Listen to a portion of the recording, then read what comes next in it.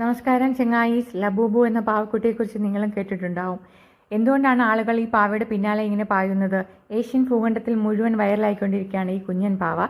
പക്ഷേ ഈ കുഞ്ഞൻ പാവയെക്കുറിച്ച് അറിയുന്നതിന് മുമ്പ് രണ്ടുപേരെ കൂടെ നിങ്ങൾ പരിചയപ്പെടേണ്ടതുണ്ട്. കാസിലങ് എന്ന് പറയുന്ന ആൾ, അദ്ദേഹമാണ് ഈ ലബൂബു പാവയുടെ സൃഷ്ടാവ്. വാഗ്മിൻ എന്ന് പറയുന്ന ആടെ കടയിലാണ് ഈ ലബൂബു പാവകൾ ആദ്യമായി വിൽക്കാൻ വെച്ചത്.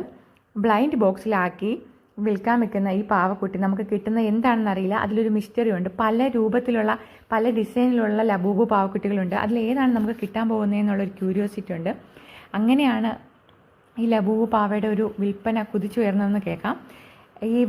നമ്മുടെ കഥാനായകൻ കാസിലങ്ങാണ് ഇത് ഡിസൈൻ ചെയ്തത്. അദ്ദേഹത്തിൻ്റെ ബാല്യം എന്ന് വെച്ചാൽ നാടോടി കഥകൾ കേട്ടു വളർന്ന ബാല്യമാണ് അദ്ദേഹത്തിന്. ലബൂബു എന്ന കുഞ്ഞൻ രാക്ഷസനാണിത്. അതായത് മോണസ്റ്റർ ഫോറസ്റ്റ് എന്ന മാന്ത്രിക നിറഞ്ഞൊരു കാട്, ആ നാടോടി സീരീസിലെ ആണ് ഈ കുഞ്ഞൻ രാക്ഷസൻ. ഈ രാക്ഷസനെ എല്ലാവർക്കും ഇഷ്ടമാകുമെന്ന് വിശ്വസിക്കുന്നു.